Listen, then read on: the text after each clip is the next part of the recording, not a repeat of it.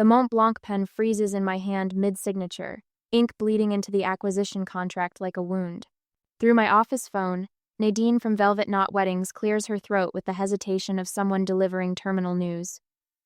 I'm sorry, Miss Wade, but your family has asked that we remove you from the guest list. My gaze drifts to the Seattle skyline beyond my window, a panorama that usually reminds me how far I've climbed.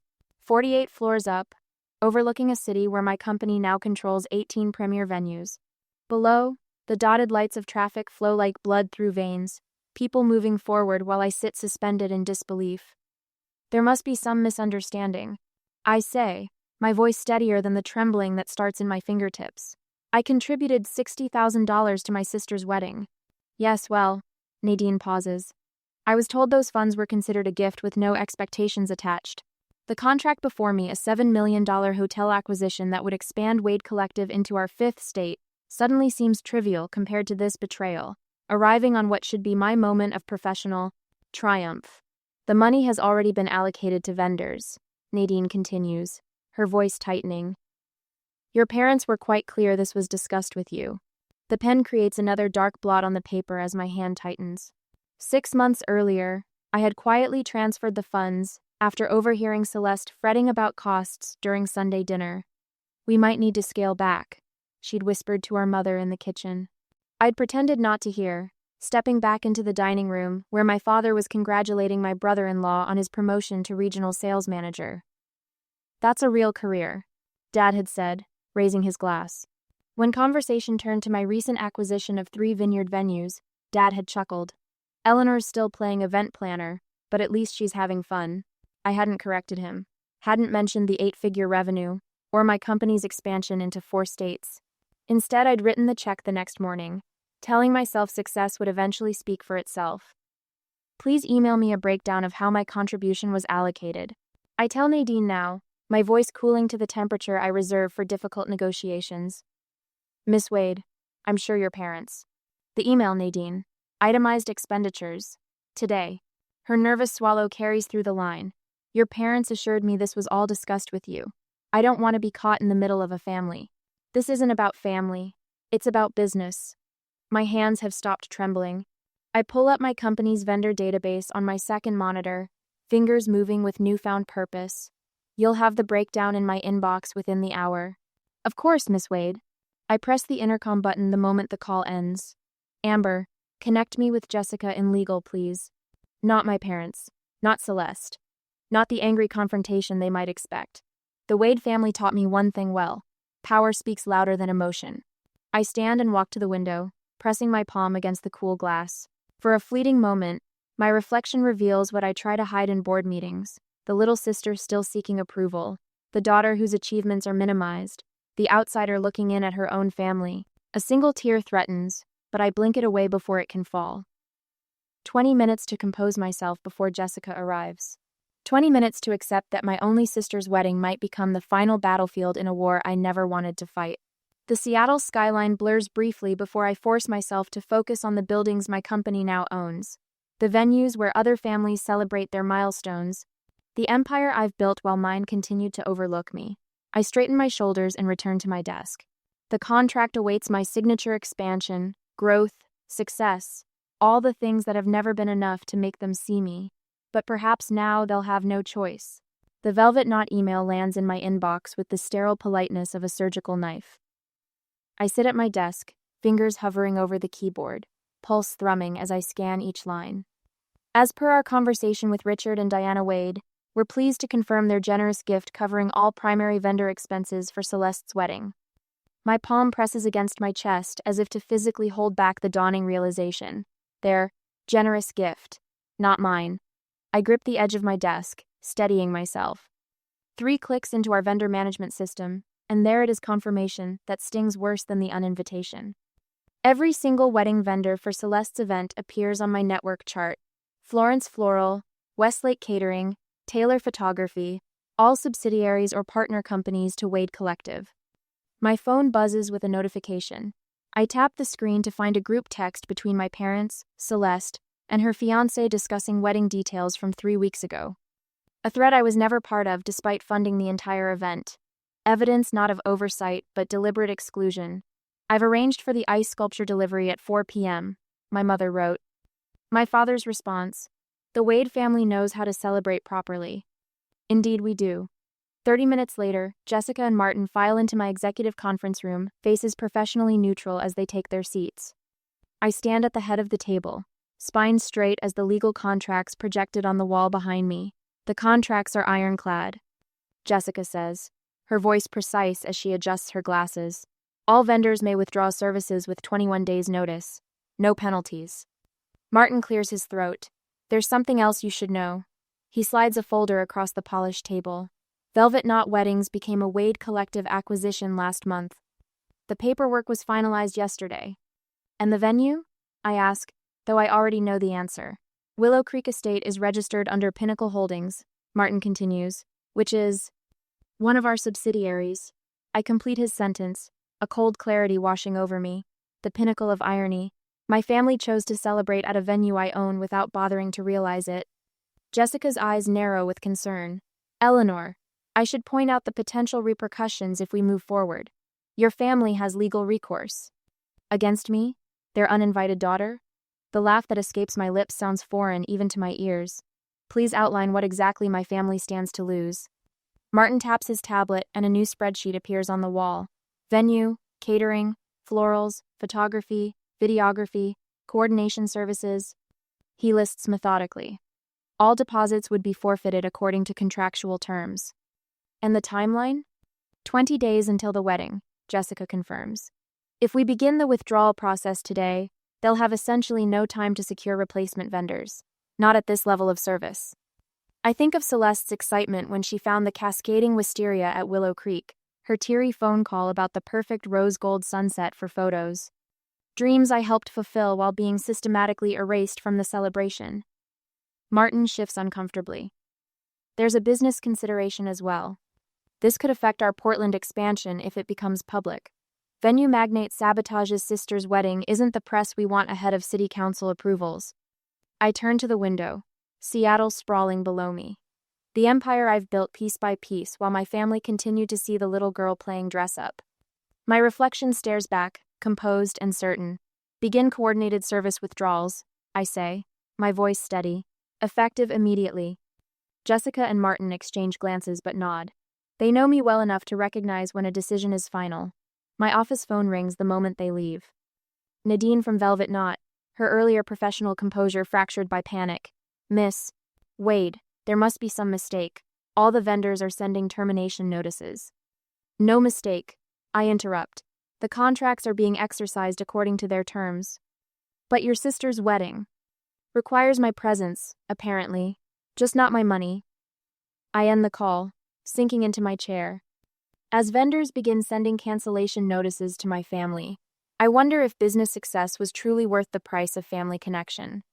Should I stand firm on principle and let them face the consequences of their actions, or find a way to salvage both the wedding and my dignity? What would you do when those who should value you most continually fail to see your worth? The answer waits in the gathering storm of my family's impending realization. They've never truly seen me. Perhaps now they'll have no choice. The next morning at the office, my phone vibrates against my desk for the 7th time in 2 hours. Dad's name flashes on the screen again, his 5th call since breakfast. I let it ring until voicemail claims it, then press the speaker button to hear his message. Eleanor, this has gone far enough. His voice quivers with barely contained rage. If these vendors don't reinstate their services by noon tomorrow, I'm contacting my attorney. You might think you're being clever, but this is criminal interference with contracts.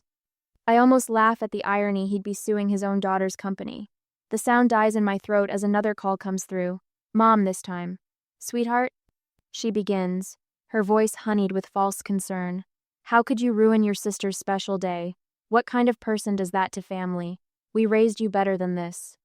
I end the message midway through her guilt trip and stare at the Seattle skyline.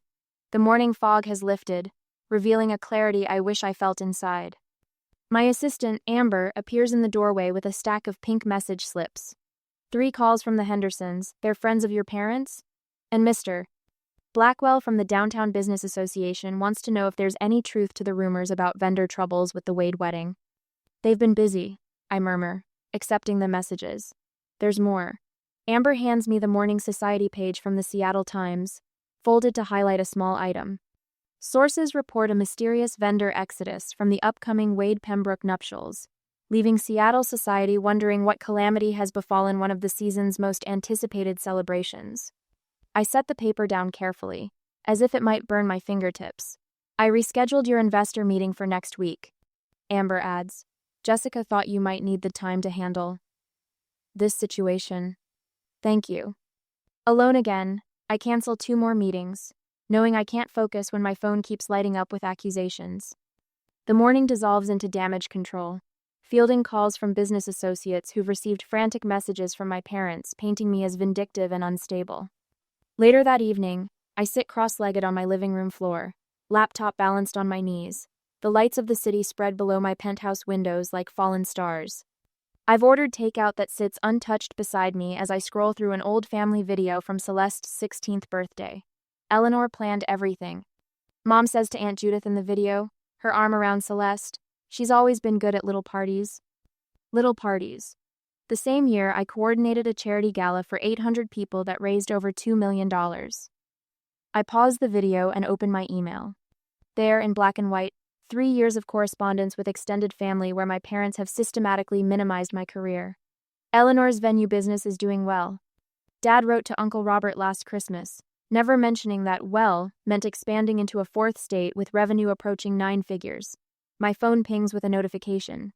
Celeste has posted on Instagram a moody black and white photo of her engagement ring with the caption, "Sometimes the people who should love you the most are the ones who hurt you deepest. Grateful for those who stand by me while selfish people destroy others' happiness for personal gain." The comments are filled with heart emojis and supportive messages asking what happened.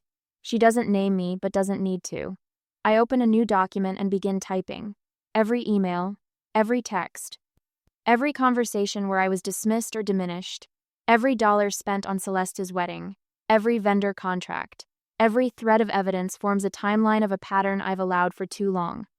The next morning, Amber walks into my office carrying a brown paper bag that releases the aroma of cinnamon and butter when she sets it on my desk.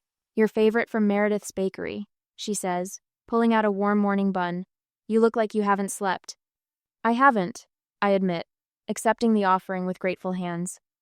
Amber leans against my desk, her expression softening. For what it's worth, I'd have uninvited them from my wedding years ago.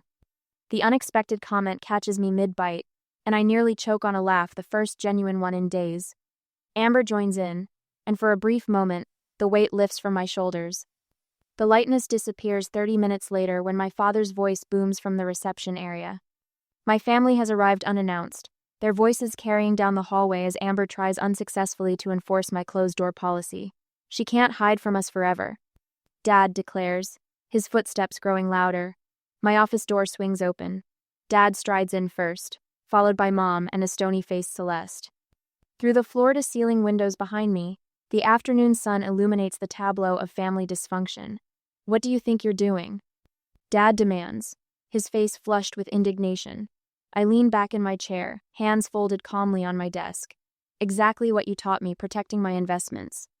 Mom steps forward, her hand fluttering dismissively. "It's just a silly wedding invitation, Eleanor. Why make such a fuss? We thought you'd be too busy with your project. To attend anyway." Project. I savor the word before reaching for my phone. "Let me show you my project."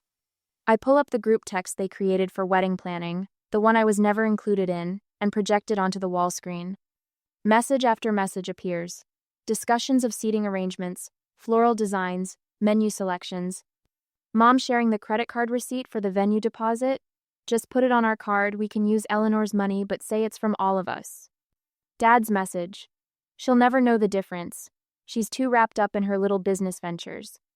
The blood drains from their faces as their words fill the wall behind me. "Did you think I wouldn't find out?" I ask quietly. "Or did you just not care?" Celeste sinks into a chair, staring at the messages as if seeing them for the first time. Mom opens her mouth, closes it, then tries again. "We were trying to simplify things," she manages weakly, "but something has shifted in the room, and within me." Looking at their stunned expressions, a realization washes over me. I've spent years chasing their approval, but I've built something they can't dismiss or diminish any longer. I don't need their validation to command respect. The door opens again as Jessica and Martin enter, arms laden with folders. Jessica, ever the professional, nods to my family before setting a slim portfolio on my desk. "The solution you requested," she says, opening it to reveal a detailed proposal. Martin steps forward with a tablet displaying photographs of the Laurel House, one of my smaller estates. Everything can be ready within the original time frame. We've confirmed availability with all replacement vendors. Dad watches this exchange, his expression morphing from anger to confusion. "You have a team," he says, as if noticing for the first time that I've built more than just a hobby. "A remarkable one," I agree, standing taller now. "They've prepared an alternative that salvages the wedding while protecting my dignity, something you never bothered to consider." My executive team presents the solution with precision and confidence, offering what my family has only taken: solutions instead of demands, respect instead of dismissal. In their presence, I feel my voice strengthen, my spine straighten. When they finish, I open my desk drawer and withdraw a folder embossed with the Wade Collective logo, a portfolio I prepared through the night, outlining my terms. The Laurel House. 1 day only. Basic services included. I slide the folder across the desk. My alternative offer. As my family stares at the document before them, I get the text message. I glance at the sender ID, Celeste. I look up at my sister standing across from me, phone in hand, her eyes meeting mine with an intensity I haven't seen since we were children. "I need to speak with you," the message says, alone. I nod at her and she leaves the office with my parents. 2 days later, the wind whips across Crescent Bay Lodge's outdoor terrace, carrying salt and victory on its breath. I've chosen this cliffside venue deliberately, my crown jewel property, with its panoramic ocean views and understated luxury that commands 7 figures annually. The perfect backdrop for precision warfare. Celeste arrives 15 minutes early, her sedan pulling into the circular drive where Martin waits to escort her. Through the floor-to-ceiling windows, I watch my sister's expression shift from confusion to awe as she takes in the sweeping architecture, the way the building seems to emerge organically from the cliffside like it grew there rather than being constructed. "Eleanor." Celeste steps onto the terrace, silk scarf fluttering around her throat. Her eyes widen, taking in the infinity pool that appears to spill directly into the Pacific. "This is... yours?" "Welcome to Crescent Bay." I gesture to the leather portfolio on the glass table. "Please sit, too." The ocean crashes rhythmically below us, providing a soundtrack to what must be done. I open the portfolio without preamble, presenting the first document. "This is the confirmation from Velvet Knot removing me from your guest list." I slide it across the table, followed by a bank statement. This shows my $60,000 contribution, which, according to Nadine, was represented as a gift with no expectations. Celeste's fingers tremble slightly as she reviews each page. I continue methodically, laying out vendor contracts, cancellation notices, and the email thread with Nadine. Each of these vendors has withdrawn services as of yesterday. The venue is no longer available. Catering, flowers, photography, all canceled. My voice remains steady, factual. Color drains from Celeste's face as comprehension dawns. "Mom and Dad said you were too busy to come, that you had meetings in Portland that weekend." "I own the venue, Celeste. I own most of the vendors. Did you really think I wouldn't discover I'd been uninvited from a wedding I largely funded?" Understanding breaks across her features like a wave. "How much of this wedding industry do you actually control?" Before I can answer, the terrace door bangs open. My parents storm through, Father's face flushed above his golf shirt. "What do you think you're doing?" He strides toward us, Mother following in his wake. "Celeste, we've been calling you for hours." I'm showing my sister the truth. I rise slowly, reaching for the remote on the table. "Since you've spent years hiding it from her." Father waves dismissively. "This childish tantrum over a wedding invitation." "This isn't about an invitation." The wall behind me illuminates as the hidden screen activates. "This is about respect." The Wade Collective organizational chart appears 18 premier venues across 5 states, hospitality holdings, vendor networks, and revenue projections. Father's mouth opens, then closes. "Eleanor's just playing at business," he attempts, turning to Celeste. "Got lucky with a few properties that..." 412 employees. I advance the slide. 18 venues, 8 hotels, Annual revenue of 37 million. This isn't luck, Dad. This is what you refuse to see. Mother steps forward. Darling, we always knew you were doing well with your little company, but my little company is worth more than Dad's ever was. The words land like stones in still water. The invitation wasn't the insult. The insult was spending my money while pretending I didn't matter. Celeste stands suddenly. I need you both to leave. Celeste, Mother begins. Now. My sister's voice carries an unfamiliar edge. I need to speak with Eleanor alone. The silence after they exit feels like the eye of a hurricane, temporary, charged with potential energy. Celeste turns to me, tears brightening her eyes. I didn't know any of it. That was the point. I closed the portfolio. They made sure you didn't. The terrace door opens again, but this time it's Jessica and Martin who enter, each carrying leather-bound presentations. Jessica nods professionally at Celeste. Miss Wade, we've prepared the contracts for the Laurel House. She places her portfolio on the table. It's available for your original date. Every Mzalich's not cappers. Martin adds his documentation beside hers. We've assembled a complete vendor portfolio ready to execute with 21 days' notice. Everything from your original plan has been replicated, with adjustments for the new location. Celeste watches them with growing comprehension. Miss Wade, she repeats softly, noticing how they address me with deference, not the dismissive tone our parents always used. Thank you, Jessica. Martin. I gesture toward the chairs. Please, walk Celeste through the options. As they outline the new wedding plan with calm efficiency, I notice the shift in my sister's posture, straightening, leaning forward with intent focus. For the first time, she's seeing me not as her overlooked sister, but as the businesswoman our parents never acknowledged. My phone vibrates with incoming calls an hour later. Mother, father, mother again. The tone of their voicemails has shifted from demanding to pleading over the past hours. Their society friends have started asking questions about problems with the wedding. Father's business associates, previously unaware of my success, are expressing surprise at learning about Eleanor Wade's business empire. Is this real? Celeste asks when Jessica finishes, gesturing to the alternative wedding plans. You'd do this after everything? The Laurel House is yours if you want it. Martin will coordinate everything. I meet her eyes directly, but we need to discuss terms. The family meeting is scheduled tomorrow at my headquarters. As Celeste looks at me with new understanding, I wonder, should I simply reinstate the original wedding plans to spare her pain, or stand firm on my terms to finally establish boundaries with my family? Sometimes mercy feels like weakness, but sometimes strength requires forgiveness. The ocean crashes below us, constant and uncompromising. Like the truth.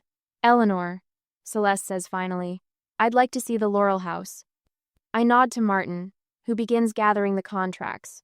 This isn't victory yet, just the first acknowledgement of a battlefield that has existed for years. My phone vibrates again. Another parent calling to plead rather than demand. The balance is shifting, but the war isn't over. It has only just begun. The next day, at headquarters, the family attorney's briefcase snaps open with military precision on my conference table. My father settles into the chair directly across from me, checking his Rolex for the third time in 5 minutes, a nervous tic I've observed since childhood, whenever he feels control slipping away. Mother arranges herself beside him, her forced smile as brittle as the pearls around her neck. We've drafted a reasonable compromise, Father says, sliding a document across the polished surface. You reinstate the original vendors and venue, and will ensure you receive a proper invitation. I don't touch the paper. Through the floor-to-ceiling windows behind them, Seattle's skyline forms a glittering backdrop that seems to underscore the distance between us. Them still seeing the daughter who needs their approval. Me seeing clearly for perhaps the first time. A compromise suggests equal standing. I say, my voice steady. There's nothing equal about spending $60,000 of my money while excluding me from the event. Mother leans forward, her perfume the same scent she's worn since I was a child suddenly cloying. Think about what people will say, Eleanor. The family reputation is apparently worth exactly $60,000, I finish for her, plus tax. My father's jaw tightens. You've made your point with this little business demonstration. Now it's time to be reasonable. Bye. The word little hangs between us, the same diminutive he's attached to every achievement I've ever presented. Little business, little hobby. Little Eleanor, playing at success. I press a button on my phone. Amber, please bring in the portfolio. While we wait, neither parent apologizes. Neither acknowledges the fundamental wrong of their actions. They simply expect compliance, as they always have. My assistant enters with a leather-bound portfolio, placing it before me with the precision of someone who understands exactly what this moment represents. I open it to the first page, a financial statement. Wade Collective grossed $83 million last year, I say, turning the portfolio toward them. That's approximately 7 times what your company ever made in its best year, Dad. His eyes widen, disbelief warring with dawning comprehension. I flip to the next page, a Wall Street Journal profile. I deliberately minimized our family connection in every interview. Not because I was ashamed of you, but because I thought it might hurt your pride to be known as Eleanor Wade's parents rather than the other way around. Another page, property holdings. Another organizational chart. With each turn, their expressions shift from confusion to shock. I don't need your permission to be successful, I say quietly. I need your respect to be family. The conference room door opens. Celeste steps in, her eyes red-rimmed but resolute. Martin stands beside her, his presence a silent confirmation that he's shown her everything, the true extent of my contribution, the systematic dismissal, the empire I've built while they weren't looking. My terms are non-negotiable, I continue, closing the portfolio. The Laurel House, 80 guests maximum, $185,000, paid up front. That's outrageous, Father sputters. That's market rate. I correct him. Actually, it's a family discount. Celeste moves to stand beside me, not them. The shift is small but seismic. I'd like a tour, she says softly, of everything. 30 minutes later, we stand in the main ballroom of my flagship venue. Crystal chandeliers reflect light across marble floors that cost more than my father's first house. Staff members approach with questions, each deferring to me with a respect my family has never witnessed. Miss Wade, the Morrison wedding needs approval on the custom lighting installation. Miss Wade, Chicago called about accelerating the acquisition timeline. Miss Wade, your investment team is waiting in the North Conference Room whenever you're ready. With each interaction, my father grows quieter, his shoulders gradually losing their rigid certainty. Mother wanders toward a display case featuring awards and press clippings, her fingers trailing over glass that protects evidence of a success she never bothered to acknowledge. When we reach my office, Mother notices it immediately, the only personal item in a space otherwise dedicated to business. A family photo from Celeste's graduation, all 4 of us smiling, my arm around my sister's shoulders. You kept this here? She asks, voice uncharacteristically small. Some things matter more than others, I answer simply. Celeste steps forward, taking my hands in hers. I want you to be my maid of honor, she says. Not just a guest, if you'll still consider it. The request catches me off guard, warmth blooming in my chest despite all my careful defenses. I'd be honored, I say, then add the boundary I should have established years ago, but only if it's because you want me there. I always did, she whispers. I just didn't know about any of this, about what they did. Father stands by the window, looking out at the city, but seeing something else entirely. When he turns, something has shifted in his expression, the beginnings of recognition I've waited decades to receive. We saw what we wanted to see, he says finally, the admission falling from him like a weight. We never really looked. In my outer office, Mother silently writes a check for the Laurel House, her hand trembling slightly. No complaints about the cost, no further attempts at manipulation. The power has shifted not because I demanded it, but because reality finally broke through their carefully constructed narrative. Celeste embraces me, tears streaming down her face. I didn't know, she repeats against my shoulder. I should have known. Over her shoulder, I catch Martin's eye and nod once. Make it perfect, I instruct him. Despite everything. Because that's what family does. Even when it hurts, especially when it hurts. They find a way forward. Not by forgetting, but by finally seeing clearly. On the wedding day, the morning sun streams through the Laurel House's glass atrium as I direct my team with hand signals they've learned to read like second nature. White roses cascade from hanging installations, transforming the space into a botanical cathedral. My venue, one of many in my portfolio, has never looked more immaculate. Miss Wade, the champagne delivery is here. my events director says, tablet in hand. Thank you, Colin. Have them use the service entrance and begin immediate chilling. My voice carries the quiet authority I've spent years cultivating. I catch sight of my parents entering the grand foyer, their posture different now, tentative, almost deferential.